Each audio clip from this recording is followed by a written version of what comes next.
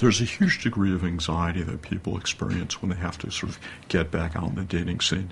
Especially today, you might be sort of more modern and go online. You go to WebMD to get information about illness and medicine and healthy lifestyles. And in the same way, the dating services are a billion-dollar industry.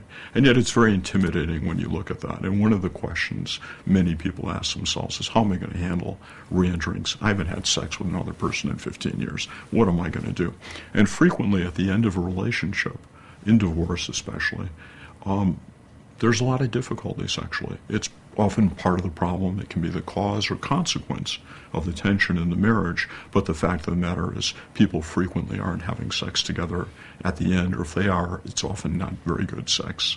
So there's an anxiety about getting back out there. I think it's very important that those people get some reassurance, both from within the larger media like yourselves, and some people needing brief professional consultation just to help them re-enter that dating scene. If I'm a 40, 50-year-old woman who's just gotten divorced or widowed, what will you say to me as your patient? I guess I'd ask you some questions first in terms of what are your concerns, if any, what are you looking forward to? And if I heard some of those concerns were regarding sexually related diseases, we talk about protection, how to engage in safe sex. Especially the guys who come in who are so afraid of how aggressive the women are going to be.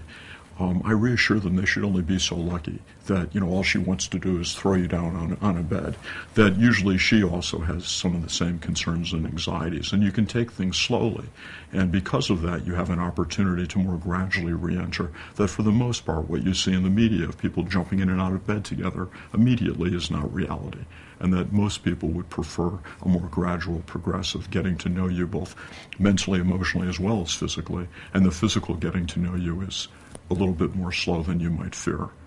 And the biggest thing is to help them not avoid the interaction and not create a sense of isolation, because it's the isolation and staying at home that actually can lead to a little weirdness that could cause a problem when you start dating, because you're just not you're not out there, you're not out and about in part of the world. So I would encourage you to do the things that you really like to do.